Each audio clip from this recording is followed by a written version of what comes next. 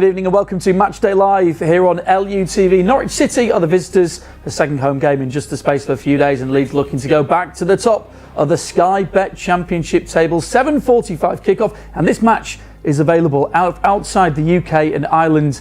You can get your Matchday pass right now. Head to the LUTV website. This feels like a big one, so we brought in the big guns. Jermaine Beckford's here tonight, and it's transfer month, isn't it? So someone we lent out on a one-match loan at the weekend to a different broadcaster, but he's made the right decision. He's come back home right now. Stuart Dallas with us as well. So I have to say, we were looking at you from the warmth of the studio here when you were pitch side, thinking you made a terrible error for that Sheffield Wednesday game. Terrible decision, especially when the sprinkler soaked me as well. I don't know if you managed to catch that, but it was cold enough without that. But yeah, I missed all the donuts and stuff up here that you guys have as well. The donuts, he's having a giggle. Once you're inside, you can eat whatever you want. Go for it. It's a healthy studio. Don't be like that. Listen, it's a massive game tonight. Sheffield Wednesday, of course, went to plan, which is great. Another home game before then, a big away one. It's Norwich City. It's an exciting one. The stadium is filling, of course. And Stuart, we've got a big game in store tonight. Huge game and a real chance to kick on, I suppose. Obviously, teams winning last night puts a little bit more pressure on them to get a result, but we know what they're like at home, and fully expecting a big performance. But did anyone else get a little bit overexcited when Sheffield United went 1-0 down last night? I was certainly like, oh hello, what's happening here? The players arriving, of course. Dan James coming in with the rest of the squad. Bex, it's relentless at this stage, isn't it? It feels like we were just here a moment ago, and here we are back again, needing another big 3 points. Yeah, but do you know what? And one of the things that I've always loved about playing football is when the games are coming thick and fast, where you've got a weekend game, a midweek game, a weekend game, a midweek game. I much preferred that because I buzzed off the adrenaline, I buzzed off the fans, I buzzed off being on the pitch at Elland Road especially, and what was expected. You enjoy playing matches far more than you do when you're training, So every single one of the boys today will be excited to be back here so soon. We'll be looking forward to putting in a good performance today in front of the fans. Fingers crossed, it all goes to plan, how we've got it planned out. Don't worry about it, we're mind readers, so we got this figured out, and we Stewie. Is anyone else watching Daniel Farker there, going in thinking whose birthday is it? He had like a birthday card he was going in there, wasn't it? I don't know who it's going to, but we will maybe find out later tonight. He's got a big smile on his face, Daniel Farker, and rightly he should, against his former club here. He's been against them many times now, with Leeds and since he's moved on from there. But there's that extra added element as they're always in. Norwich come here, they were in half-decent form really leading into that cup defeat, and then they lost to Sheffield United at the weekend. But before that, it was 10 points from 12. So they're sort of pushing in the right direction, Stu. They're going in the right direction, but obviously with their main striker out who's scored 15 goals, the next closest player's got 4 goals, so that shows you the influence he has had on the team. So they might struggle to score without him, but definitely a team that is dangerous. Leeds can't be complacent. I tend to think when it's you have a game at the weekend and then a game midweek, it doesn't matter how you play in the midweek. I think you've just got to get the points, and this, as I said before, this is a huge chance for Leeds now tonight to get another win. And Bex, it's unusual to have 3 home games in a row, but with the cup falling as it did, that's what we've got here. In fact, Ethan Ampadu mentioning in his programme notes how appreciative the players are of the fans. 3 home games in January, it's not the easiest month necessarily yet. It's full week in, week out. It's under the lights. The fans want a performance. The players want to deliver that performance. Yeah, they do indeed. And look, Elland Road's a fortress as well this season and last season, incidentally, under Daniel Farker. We've managed to pick up some really, really good results, really strong performances, and it's given the fans something to get behind and something to be proud of. That's something that the fans have always wanted. They've always wanted to see, firstly, hard work, hard graft. If you get beat by the better team on the day, fair play. But there's no substitute for hard work, is there? Secondly, we've got the quality out there as well, with Daniel Farker giving the boys direction and information, etc. And as long as they follow the game plan, the rest is relatively straightforward.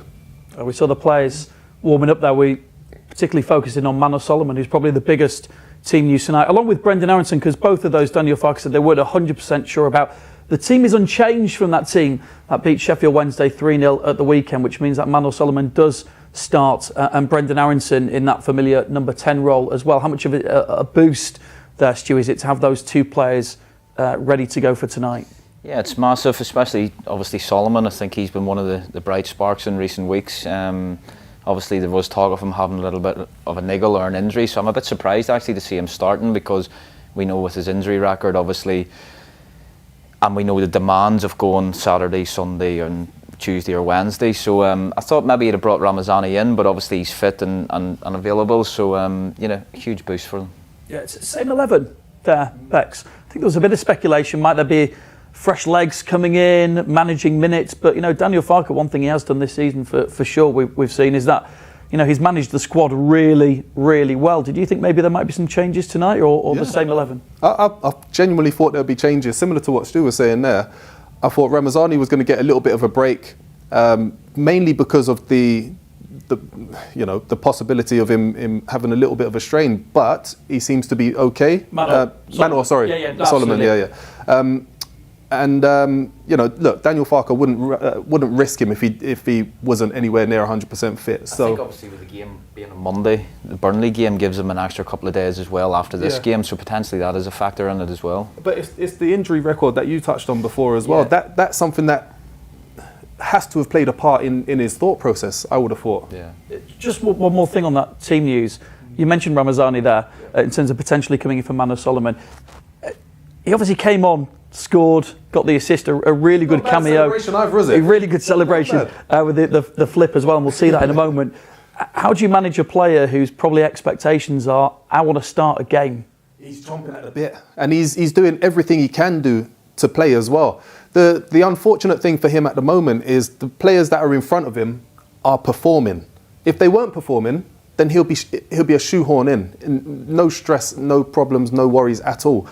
However, from the other side of it, you look at it and say, well, if you've got somebody who's doing really, really well off the bench, who is ready and waiting to come on and play his part, and we know that he performs when he comes on as well, that's dangerous. After 60 minutes, 70 minutes, the opposition defenders are getting tired, they're getting worn out.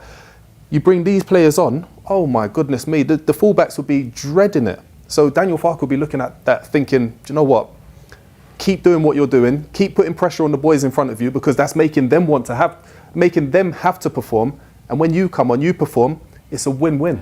Yeah, okay, well, we are counting down to kick-off. Just over 20 minutes to go. Ethan Ampadu, of course, in that centre-back role with Pascal Struijk, and we'll find out more, hopefully, this week on that injury and when he might be back, which means that the midfield two are a player who scored an absolute cracker for the third goal at the weekend, and one who sent through a beautiful pinpoint pass to set up the first goal. Let's hear from him right now. This is the thoughts pre-match of Joe Rothwell. Well, Joe, back at Elland Road, and another pressure game by the look of it. Would that be right? I think they're all pressure games, especially at this time of the season. You know, I'd say it's probably not so much about performance now. It's just about trying to keep getting them 3 points and keep ourselves in the best possible position we can.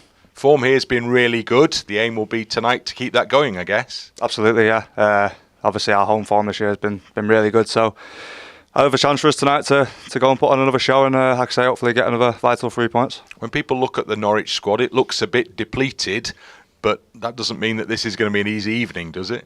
No. You can't look at something like that and think any game in this league is easy. So, you know, we'll give them massive respect as we do with everyone, and you know, we have to be on our farm ourselves to get them 3 points. Yeah, the thoughts there of Joe Rothwell. And they can see Joe, the guy's getting ready there. You know, he's right. You have to respect all the opposition that come here. It doesn't matter where they are in the league. You've got to approach it in the right manner, Stu.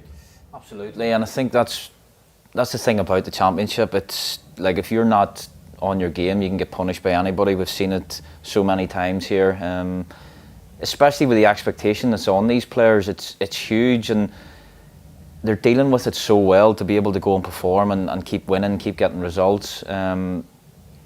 You know, do not underestimate how much pressure's on the players to perform, and that's why he touched on it there. It's not really about performances tonight. It's just about winning, and that's all they can do. They can just concentrate on each game. But certainly Norwich are a dangerous team. They're a team that can come here and win. They've done that in previous years, and Leeds have got to be on it tonight. Yeah, in terms of that midfield with Joe Rothwell there, I mean, Daniel Farke has been blessed, and the players recruited in the summer, that at no point really this season have we ever looked at the midfield two that have been picked and thought, oh, you know, one of them's a weaker player there. You know, it's been, whether it's been Rothwell, Tanaka, Ethan coming in, it's been really good options for the manager.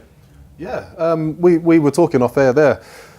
Gruev and Padu, when both of them got injured and Tanaka and Joe Rothwell both came in, initially it was kind of like, oh, I'm not sure how this is going to work out, how it's going to pan out for us as a team, because we'd not really seen much of both of them playing together.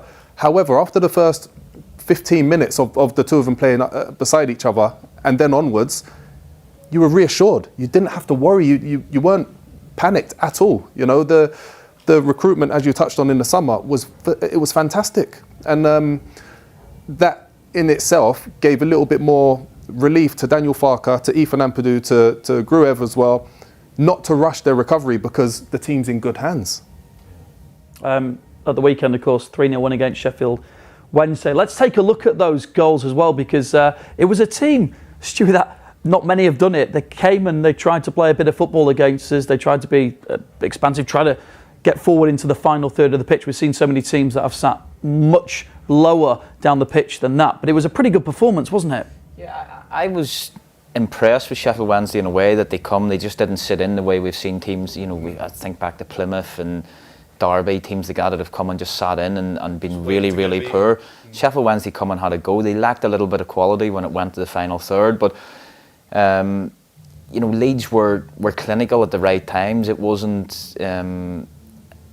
I don't think it was a 3-0 game, if I'm being totally honest with you. I think you know, Elland made a couple of saves, but Leeds done what they had to do, and as I say, they were clinical and scored at the right times in the game you know, took it away from them. That, and we talk about Sheffield Wednesday trying to come and play a bit of football. It's part of that because we scored early. You know, getting out there and getting a good start backs. And that's exactly it. You know, lots of teams want to try and sit deep as much as they can and absorb as much pressure as they can. And the longer the game goes on, the more opportunity they're going to have to try and get a goal or cause us a problem or two. But by us scoring the early goal, what it does is it changes their whole game plan and what they're doing, you know. So it makes them come out of their comfort zone. That was the backflip we were talking about earlier. It's fantastic. It makes them come out of Look at Ethan here, by the way. Isaac gets one in the head here. You'll see him on his way down. There we go. It makes opposition teams come out of their comfort zone. The whole game plan changes immediately because now they can't just sit back and absorb as much pressure as they can. They now have to go on the front foot and try and find those spaces and those areas to try and exploit. But that also plays into our hands. We've spoken in the past about how good we are in transition. When we win the ball, how quick we are getting the ball forward to the wide players and the attacking players in particular. And that's exactly where we benefited. I think a big thing as well was the clean sheet. The clean sheet was massive for them. Obviously, a lot of speculation and talk about Elland before the game, and you know, I was happy for him because he was, you know, he didn't have a lot to do, but he was under pressure, obviously, but he was focused in the big moments in the game. He made, you know, a couple of decent saves, so that'll give him huge confidence, and it'll give the defence huge confidence as well. Beck's this goal here from Al Tanaka, who's scored 2 now for the club. They couldn't be more different, but they were both pretty spectacular. Just how good instinctively is that? You know what, you touched on it there. It's instinctive, but it's awareness as well. He knows exactly what he's doing. He knows where he is. Obviously, the goalkeeper's going to have to go towards his left-hand side, and by him getting that touch, pulling it back onto the keeper's right-hand side, keeper's got no chance. Absolutely no chance. You see Ugbo coming out? That was a typical striker defending, wasn't it? He was just 100%. Coming walking out and played him onside. But that's why we don't defend. Exactly. And with Tanaka, it's been one of those things. He's been so impressive this season. You thought maybe if you can add some goals to this as well. And when you get a goal and then another one comes, sometimes you can get a bit of a flow with that. Yeah, and listen, he is a player that has been fantastic this season. I've been so impressed with him. He can do everything, and you know, we talk about Gruev and Ampadu and Rothwell in the middle. Could he play a bit further forward? You know, because we've seen that he has got a bit of creativity around him as well. You know, we're talking about the number 10 position. That's possibly a problem if Arnson gets injured. Can this guy play there? I don't know. Can he? I would say yes. Yeah? I would say yes, especially when you look at how good he is creatively, his awareness, his control. when he received us a little bit, it wasn't that straightforward, and nor do I think tonight will be. However, everything is pointing to a home win, but you've got to go out there and do it. And so there's a lot of faith in the same 11. There was an expectation perhaps that there might be a little bit of rotation because these games have been quite close together. But then there's also that old thing, the old adage about continuity, isn't there? Never change a winning side and all those sorts of stuff. It is, and I suppose confidence from the manager as well to say, well, you've played well, go out there and do it again. I think also the importance of the game. 2 home games in a row, you get 6 points, makes such a difference. And of course, confidence going to that Burnley game. So whichever way you look at it, players just love to play, they don't want to train. And so same 11 have been given the nod. Pressure falls on the fixture a little, given the results last night. Leeds dropped down to second again.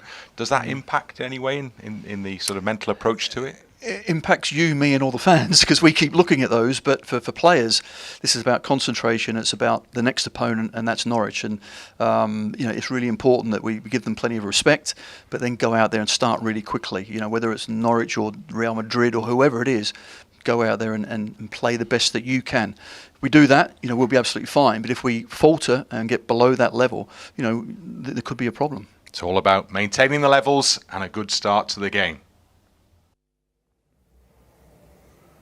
And Brendan and Tony will bring you all the commentary. Of course, as always, this game is available outside the UK and Ireland. You can get your Matchday pass from the LUTV website. We are closing in on kick-off. Norwich City, the opponents tonight, they've had lots of injuries.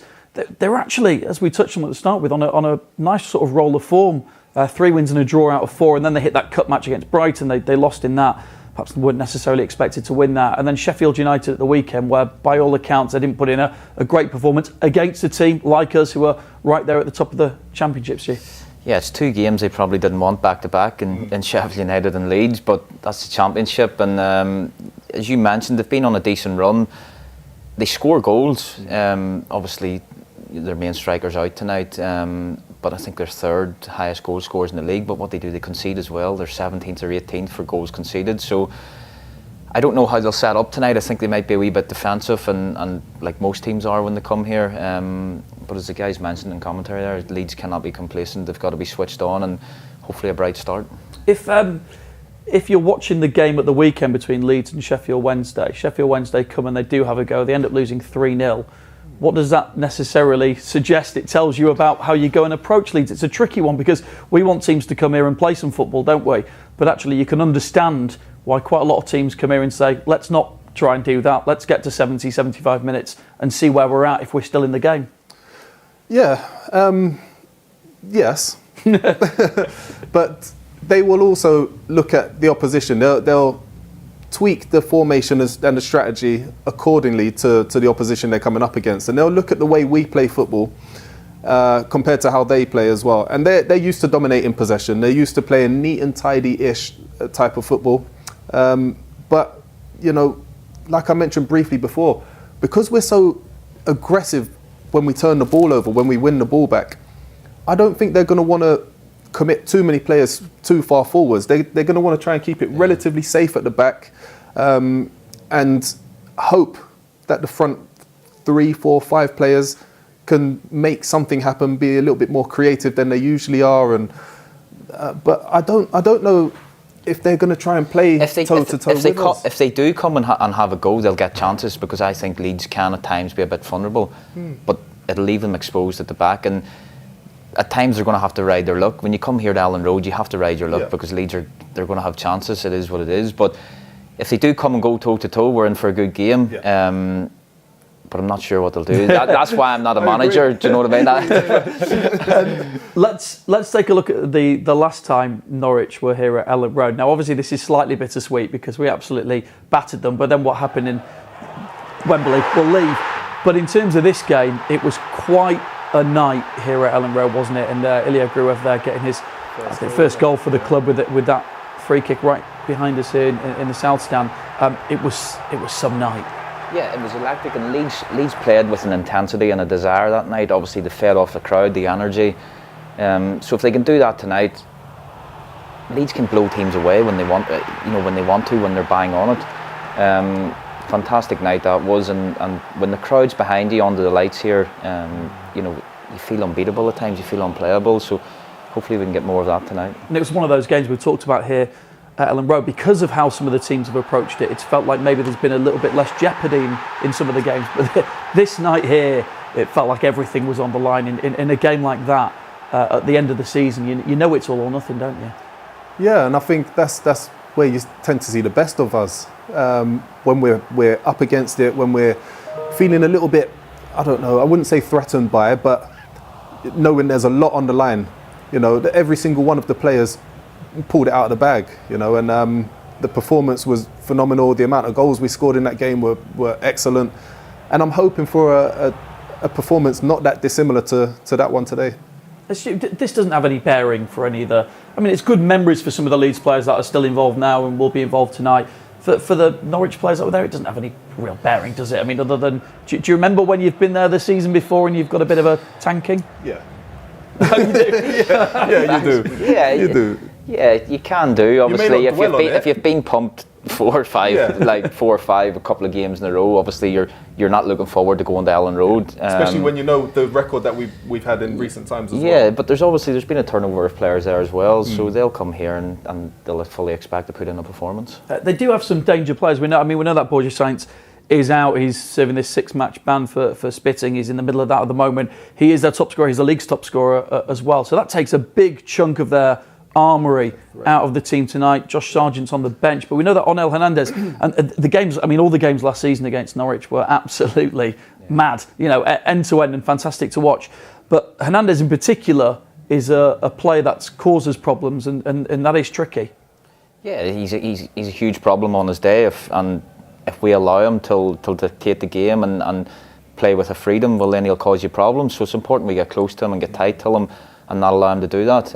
They've got other players in their team that can, you know, I like the left centre back Doyle. I've seen him playing a number of times, and obviously on loan from Man City, and he can pick a pass from the back. So if you let him starting to pick passes as well, they'll play through you. So it's important that the manager will have given them tactics over the last couple of days, a game plan, and it's important they stick to that. Yeah, and in terms of those tactics and messaging, what's Daniel Farke, do you think, saying to the players ahead of this game, 2 quick games in succession here at home? Just we have win. This, just win, just get out there and win. I mean, you said from the start, though, didn't you, when they are in close succession, it really is about getting over the line. First and foremost, we have to make sure we get the 3 points. It doesn't matter how. 3 points. Get the 3 points. After that, we can build on the performance. The most important thing, we have to walk away with the victory because of what happened last night, especially with the other teams winning and Burnley play tonight as well. So look, as long as, and I've said this before, as long as the players get the ball down and they make the ball do the work, get the ball moving really, really quickly, exploit the fullbacks nice and early, get them one-on-one situations, I genuinely feel that we will dominate the game, we will win the game because of how dominating we are in those areas. Yeah. I just feel like if you play here with an intensity, it's so difficult. An opposition want to come here. They want to break up play. They want the ball to go out to play all the time because they want to frustrate the fans and they get a break. Do you know, like if you're under the caution, the ball goes out of play or somebody goes down for a free kick. You have 30 seconds, a minute to have a break, and it allows you to get your breath back.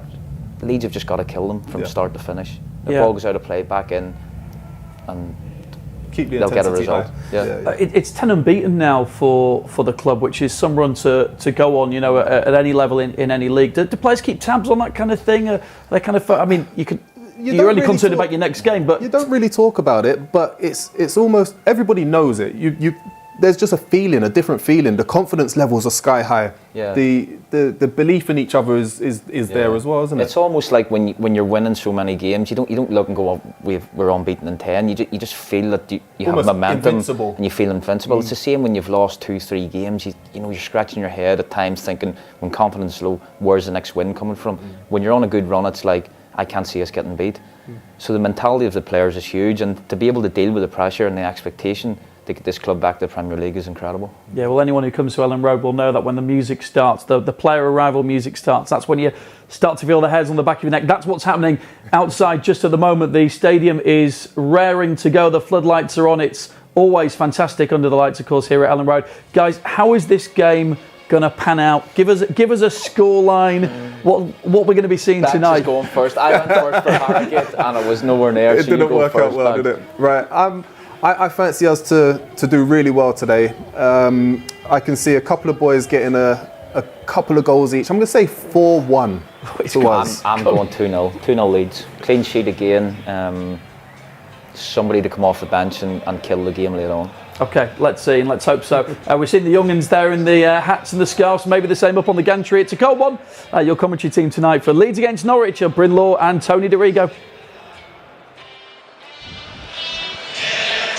Welcome to Elland Road. Elland Road, which is full to the rafters again this evening under the lights. Great sight, great atmosphere, great noise as the two teams have just emerged from the tunnel down below.